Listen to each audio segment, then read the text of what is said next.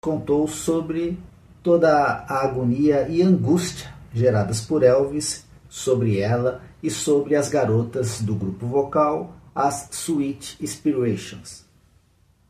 Por essa época, Elvis estava tendo um breve relacionamento com a Miss Georgia, Diana Goodman.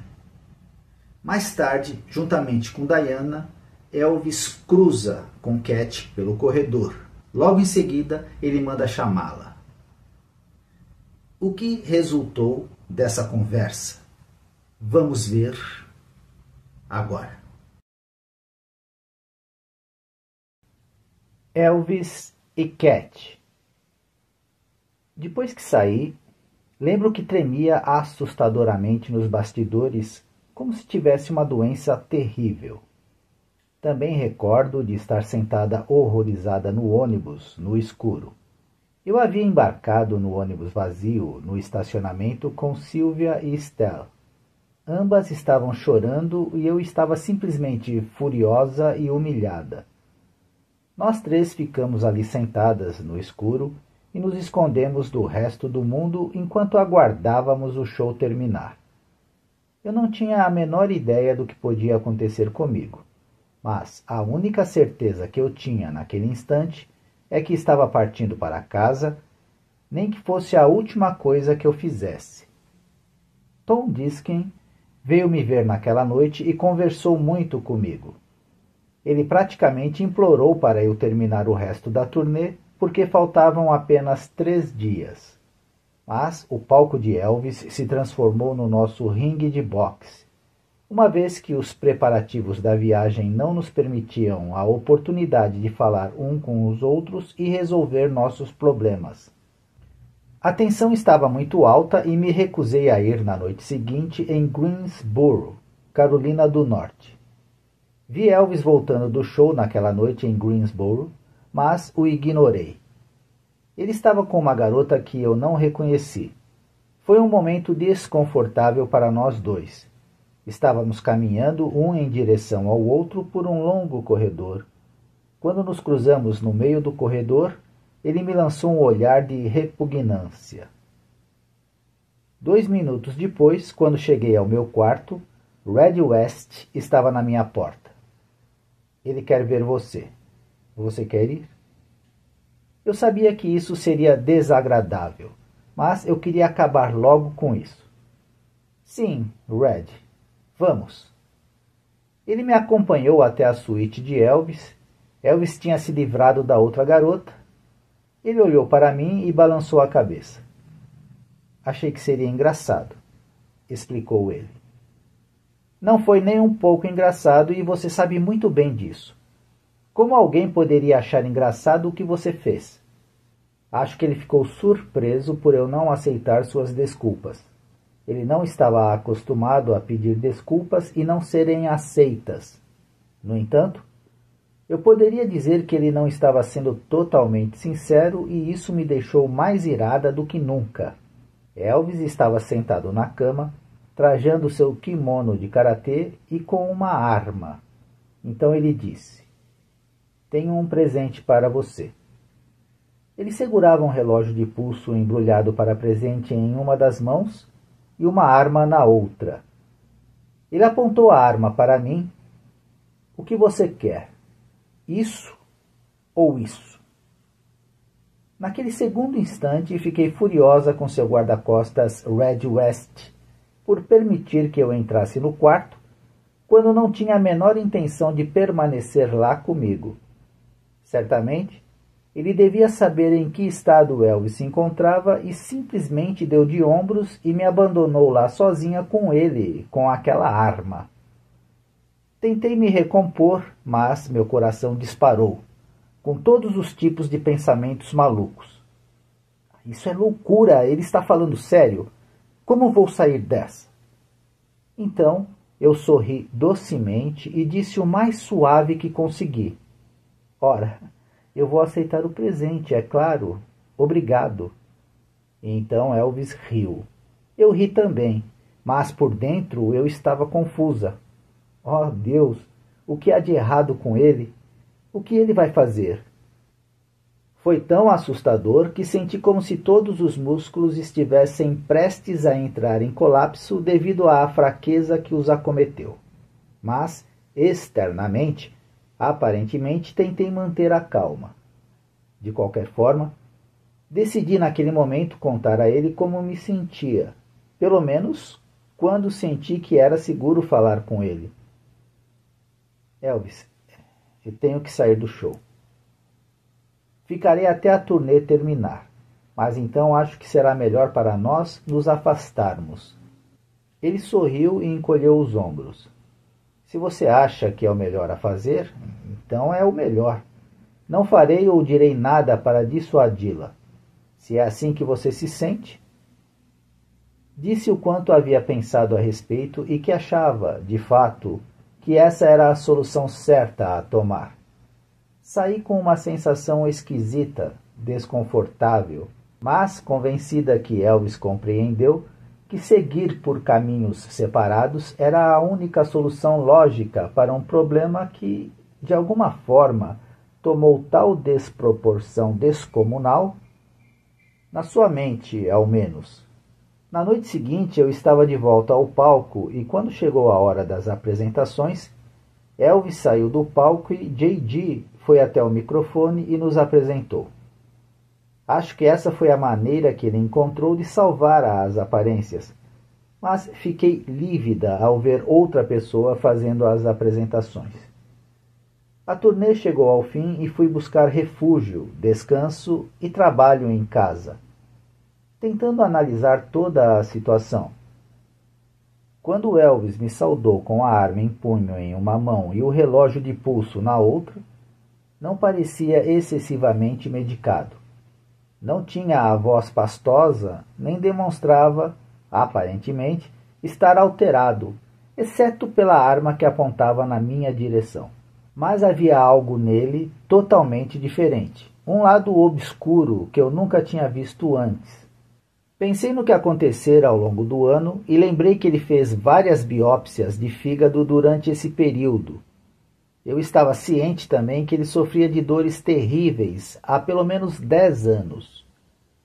Perguntava-me se havia algum segredo que ele estava escondendo de nós, se por acaso não estivesse pior de saúde do que deixava transparecer.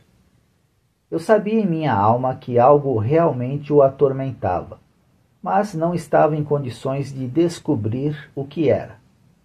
Tudo isso foi tão triste e desnecessário.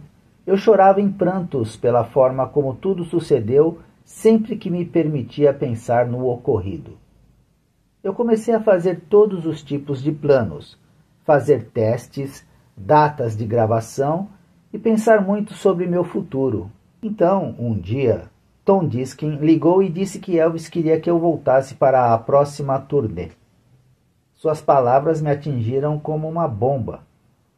Tom, você só pode estar brincando. Fiquei chocada. Não, Cat. Por favor, volte. Elvis quer você. Somos todos uma família e todos passamos por muita coisa juntos. Vamos deixar isso para trás, perdoar e esquecer. Eu disse a Tom que entraria em contato com ele, que precisava de um tempo para pensar. Pensei no comportamento errático de Elvis no palco. Poderia cometê-lo novamente? Eu sabia de rumores circulando dentro do grupo sobre a medicação de Elvis e todos os tipos de desculpas estavam sendo dadas para as suas ações. Eu sabia, em meu coração, eu sabia que havia algo mais. Algo de muito errado em seu comportamento. Simplesmente não era ele. Não fazia parte de sua personalidade. Não era a mesma pessoa. Eu tinha passado muito tempo com Elvis e sabia o quanto ele era capaz de se desculpar se estivesse errado. Também o primeiro a perdoar qualquer mal que, porventura, lhe fizessem. Ele prontamente assumia a responsabilidade por seus erros ou por machucar alguém. Eu queria saber qual o fator predominante para a mudança em seu comportamento, sempre tão sensível e amoroso, para algo tão grosseiro e selvagem. Também considerei outras razões para retornar. Eu estava em Los Angeles há um mês, realmente lutando para continuar trabalhando. Eu estava cantando solos no show de Elvis e não estava tendo esse tipo de exposição em nenhum outro lugar. Quando decidi voltar, penso que não foi propriamente porque desejava voltar à nossa grande família feliz, mas sim porque o rendimento era bom, era estável e era bom para a minha carreira. Fiquei muito desconfortável com a forma como a minha relação com Elvis terminou. Eu não queria deixar uma situação feia sem solução, especialmente porque havíamos compartilhado um relacionamento tão maravilhoso no passado. Eu ainda tinha uma sensação inexplicável, consciente que meu Deus pretendia que eu permanecesse ali. Havia simplesmente motivos demais para retornar e motivos insuficientes para dizer não. Então liguei para Tom Diskin e disse: vou participar da próxima turnê e sentir como vai ser. É estranho que não me recorde da minha primeira aparição no show, onde foi, nem como Elvis me cumprimentou. Mas deve ter sido um regresso à casa muito normal para mim, como se nada tivesse acontecido durante a última turnê. Talvez em minhas tentativas de esquecer e deixar para trás, eu simplesmente tenha bloqueado. Será que Elvis aprendeu alguma coisa com a debandada em Norfolk? Não tinha a menor ideia, mas uma vez um amigo perguntou: em algum momento ele chegou a fazer esse tipo de coisa novamente? Balancei a cabeça e disse: não, nunca mais. Meu amigo respondeu: então, acho que ele aprendeu alguma coisa ou teria tentado de novo. Suponho que isso diz tudo. Acho que este pode ser um bom momento para explicar os meus verdadeiros sentimentos em relação a Elvis. Muitas pessoas perguntaram: você não sentia ciúme toda vez que o via com outra pessoa? Para que conste, de uma vez por todas, não. Não senti nenhum ciúme. Depois do primeiro ano, eu simplesmente o amei de uma forma diferente de antes. Eu realmente queria que ele fosse feliz. Claro, eu ainda o amava, mas sabia que não me encaixava mais naquela parte de sua vida. Certa vez, um amigo me disse: e se Elvis lhe pedisse em casamento, você aceitaria? Não. Eu nem teria considerado um passo tão grande. Eu não desejava ser o tipo de mulher que ele gostaria que eu fosse. Queria trabalhar e me concentrar na minha carreira. Minha impressão era de que alguma outra mulher poderia estar à sua disposição, aguentando suas infidelidades e necessidades constantes. E eu tinha certeza de que nenhuma mulher jamais conseguiria segurar Elvis.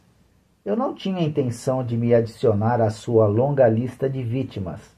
Eu já tinha sido vítima o suficiente. Elvis e eu nos relacionávamos em um nível diferente, respeitando nossos talentos e habilidades mútuas. Gostávamos um do outro como indivíduos e, às vezes, tenho observado ao longo dos anos, quando duas pessoas se separam, elas podem ter um relacionamento ainda mais forte depois de reorganizarem as peças. Acho que isso era verdade entre Elvis e eu. Por essa altura, já tinha amadurecido muito e via Elvis com olhos diferentes. Seja o que for que tenha sido perdido quando saí do palco em Norfolk, foi substituído por algo muito mais forte e verdadeiramente mais permanente. Elvis não havia sido ele mesmo durante aqueles dias sombrios. Ele estava totalmente fora de controle, em parte devido aos efeitos combinados de seus vários medicamentos, e sua saúde geral debilitada trazia angústia mais do que ele deixava transparecer. Mas agora, ele estava bem mais próximo do seu normal novamente. Apesar do que os guarda-costas disseram no seu livro, Elvis tinha realmente melhorado de muitas formas diferentes. Embora sua saúde estivesse pior do que nunca, seu senso de humor havia retornado. Simplesmente ali não estava nem sombra do mesmo homem que me humilhou e envergonhou em junho e julho de 1975. Ele estava mudado e certamente para muito melhor. Fiquei mais em paz com nosso relacionamento. Ele sabia que, apesar de tudo o que tinha acontecido, quando precisasse de alguém em quem confiar, eu sempre estaria lá para ele. Havíamos passado por um período e uma experiência que teriam encerrado a maioria dos relacionamentos. Olhando para trás, fico surpresa com a nossa capacidade não apenas de perdoar, mas de crescer no respeito mútuo e no amor um pelo outro.